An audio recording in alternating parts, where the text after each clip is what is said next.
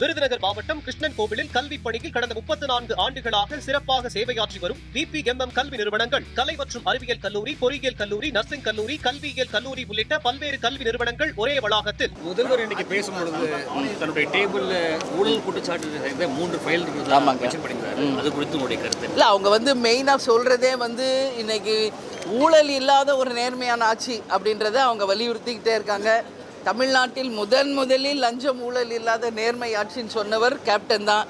இன்றைக்கி அதை நம்மளுடைய இன்றைய முதல்வர் விஜய் அவர்கள் அதை வலியுறுத்தி ஊழல் இல்லாத ஒரு ஆட்சியை கொடுக்க போகிறோம், 1 ரூபா கூட யாரும் ஊழல் செய்ய மாட்டோம், அதில் உறுதியாக இருக்கும், அடிக்கடி அவங்க சொல்கிறதை வரவேற்கிறோம்.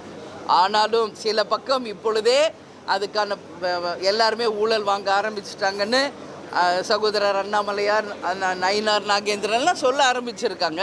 ஸோ முதல்வர் அதை ஊழல் இல்லாத ஒரு ஆட்சியை கொண்டு வரணும்னு விரும்புகிறார்.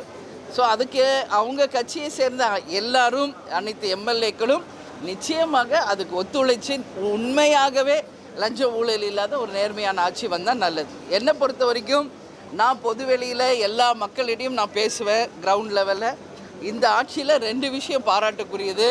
ஒன்று, லஞ்ச ஊழல் கட்டுப்படுத்தப்பட்டிருக்கிறது, அதில் மாற்று கருத்து கிடையாது என்பதை வரவேற்கிறேன். இன்னொன்று, கனிம வள கொள்ளையும் பெரிய அளவில் தடுக்கப்பட்டிருக்கிறது, இதுவும் நம்ம வரவேற்கணும். இந்த 3 மாதத்தில் இந்த 2 விஷயமும் ஒரு பெரிய ஒரு வித்தியாசத்தை நம்மளால் உணர முடிகிறது. அதனால் நிச்சயமாக அந்த ஒரு நேர்மையான ஆட்சி அவங்க நிரூபிக்கணும்னு சொல்லி நான் கேட்டுக்கிறேன்.